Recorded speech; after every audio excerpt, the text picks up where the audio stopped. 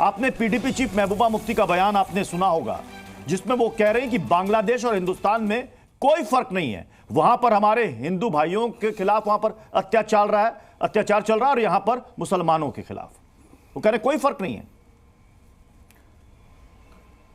देखिए, महबूबा मुफ्ती जैसे लोगों की सस्ती बयानबाजी पे ये देश नहीं चल सकता।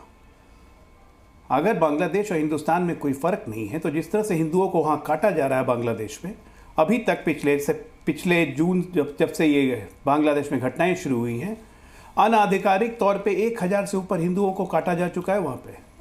क्या यहाँ पे वो हालत होती है? कोई मूर्ख सोचेगा कि बांग्लादेश और भारत के हालात एक जैसे हो सकते हैं। इस देश का विभाजन हुआ, पाकिस्तान बना, आज हिंदुओं की आबादी नगण्य हो गई, मंदिर ज़ीरो। बांग्लादेश जब बना तो 20,000 मंदिर थे, आज 828 मंदिर बचे हैं। यहाँ कौन सी मस्जिदें नष्ट हो गई? भारत में तो और मंदिर तोड़ के मस्जिद बना दी गई। यहाँ पे तो 1-2 मस्जिद पे हंगामा होता है तो पूरे देश में लहर लगने लगती है, क्योंकि हिंदू सहिष्णु हैं। भारत इसलिए सेफ है क्योंकि हिंदू यहाँ बहुतायत में है, बहुमत में है। जिस दिन हिंदुओं की बहुमत यहाँ कम हुई, भारत को बांग्लादेश और पाकिस्तान बनने में एक दिन का भी समय नहीं लगेगा। सच्चाई यही है, ये क्रूर सच्चाई है। और इसका इसीलिए मोहन जी ने कहा कि इसका ये मतलब नहीं है कि हम अपनी आबादी कम करें। आज वैश्विक दौर से आप देखिए प्रत्युष जी, तो विश्व में सबसे बड़ी आबादी ईसाइयों की है, लगभग 2.3 बिलियन। दूसरी बड़ी आबादी मुसलमानों की है, 1.8 बिलियन, और 1.3 बिलियन हिंदुओं की है। और दुर्भाग्य ये है कि विश्व की पहली और दूसरी आबादी टारगेट सबसे ज़्यादा हिंदुओं को ही कर रही है। वो इसलिए टारगेट हो रहे हैं क्योंकि हमारी सहिष्णुता है। हमारी सहिष्णुता को अब हमारी नपुंसकता समझा जा रहा है, इसलिए हम टारगेट बन रहे हैं। नहीं, उन्होंने जो बयान दिया वो कह रही हैं, महबूबा मुफ्ती कह रही है कि यहां पर लोगों को लड़ाया जा रहा है, और वो कह रही हैं कि मुझे डर है, खौफ है कि ये जो हालात है वो 1947 में जो हालात थे, कहीं ना कहीं हम उसी तरफ जा रहे हैं। मतलब 1947 क्या था, लोगों को याद है? वो विभीषिका, वो भयावह मंजर, वो विभाजन, वो दंगे। कहना क्या चाह रही है महबूबा मुफ्ती? यही कहना चाह रही है कि देश को कोई है जो लड़ा रहा है और उस विभीषिका की तरफ ढकेल रहा है। प्रत्युष जी, उनको 1947 में जाने की जरूरत नहीं है। वो जम्मू कश्मीर की है, 1989 में चली जाए, 1989, जब पूरी घाटियों से हिंदू को चुन चुन के मार दिया गया था या भगा दिया गया था, उनकी संपत्तियां छीन ली गई थी। आज भी हम प्रयासशील है कि वापस हिंदू लौटें अपनी घाटी में। आतंक किसको कहते हैं? आतंक देखना है महबूबा मुफ्ती को जाके देखें जरा पश्चिम बंगाल में, 24 परगना में, मेदिनीपुर में जाके देखें, किशनगंज में, जहां पे हिंदू अब अल्पसंख्यक है तो उनके साथ क्या हो रहा है।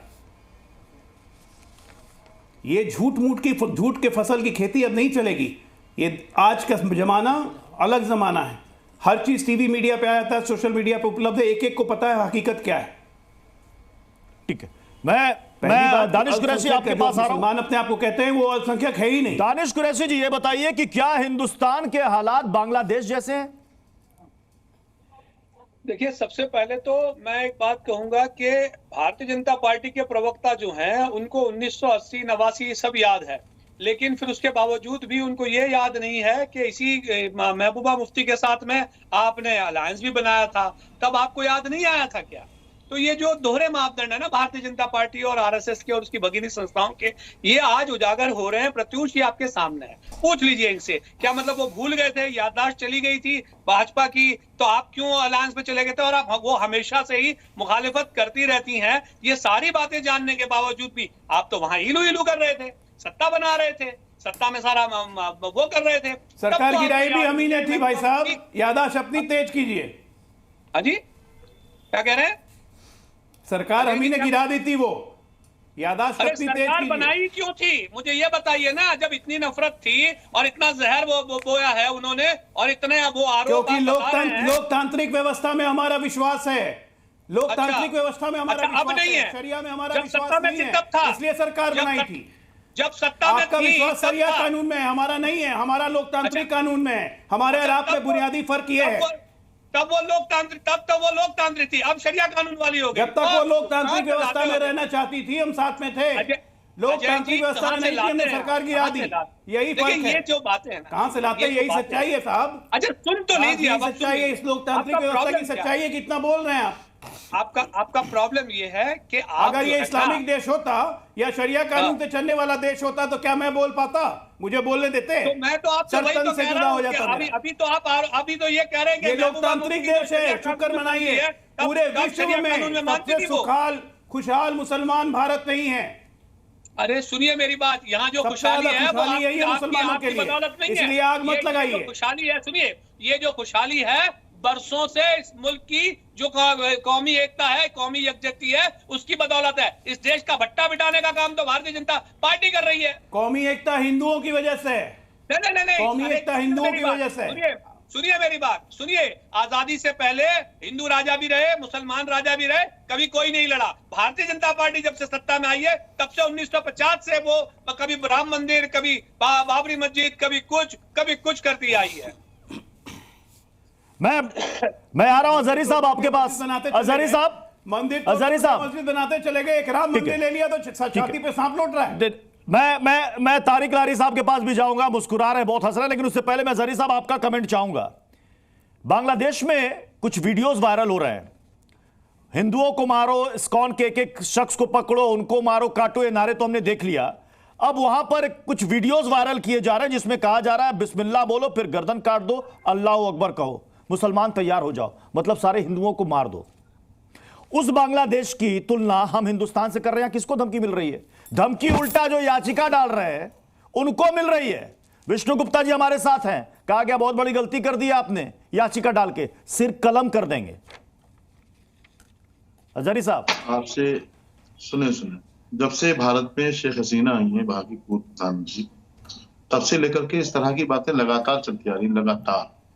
मैं पूछ रहा हूं डॉक्टर अजय आलोक साहब से, क्या बेचारे क्यों बने हुए हैं? आप कमजोर हैं क्या? पहले भी हमने ये बात कही थी, आज भी हम ये बात बोल रहे हैं, जो जुल्म करने वाला कोई वो जालिम है। हमने हर दौर में जालिम को जालिम कहा है। ये जो हो रहा है, चाहे बांग्लादेश में हो, चाहे भारत में हो, चाहे पाकिस्तान में हो, कहीं हो, जालिम तो जालिम है। जालिम के आगे घुटने टेके काहे नहीं बैठे हो? भारत कमजोर है क्या? कब तक उनसे आप बात करो ना। वैसे तो पूरी दुनिया की बात आप लोग करते हो, विश्व गुरु बनने की बातचीत करते हो। पड़ोस में बांग्लादेश है, वहां का जो डॉक्टर यूनुस कौन है, वो वहां के प्रधानमंत्री हैं, उनको समझा नहीं मिल रहा है। अपने मतलब आप बेचारा बन के क्यों वहां बैठे हुए हो चैनल पर? आप उनसे मतलब यहां भारत में मुसलमानों का मस्जिद का आएगा मसला आएगा, तब तो आप बहुत बहादुर आप बन जाते हो। तब तो आपकी पुलिस जो दोषी है वही डीएम और एसपी, अब भी वहां डीएम एसपी बने हुए बैठे हैं। आपने इतनी भी आपके अंदर बतौर ज़कात खैरात भी ईमानदारी नहीं थी। आप लोकतांत्रिक मुल्क की बातचीत करते हैं कि आपके अंदर। अजय आलोक जी जल्दी से इस पर रिएक्ट कीजिए। विष्णु शंकर जैन भी हमारे साथ जुड़ रहे हैं। आपको अजय आलोक जी समझ में आता है? क्या समझ में आता है? इन लोगों को लोकतांत्रिक व्यवस्था समझ में नहीं आती है। इनको लोकतांत्रिक व्यवस्था समझ में आता है। सच्चाई यही कह रहे हैं कि बांग्लादेश में बात करो, ये हमें सिखाएंगे क्या करना है बांग्लादेश में। बांग्लादेश हिंदुस्तान के कारण बना था, हिंदुस्तान के हिंदुओं का खून लगा बांग्लादेश में। अरे ये जो आज है बांग्लादेश में राज कर रहे कट्टरपंथी, ये उस वक्त भी पाकिस्तान समर्थक थे, आज भी पाकिस्तान समर्थक है। प्रधानमंत्री को चेतावनी, शेख हसीना से इतनी मिर्ची लग रही है आपको? शेख हसीना के समर्थकों को मार दीजिए वहां पे। नपुंसक बने हुए क्यों? कर क्या रहे हैं आप लोग? नपुंसक क्या रहे हैं आप लोग? क्यों नहीं नपुंसक हम बने हुए। और कौन बना है? सरकार आपकी है, मुसलमानों को टारगेट बांग्लादेश से जो करना है हम कर ही रहे हैं।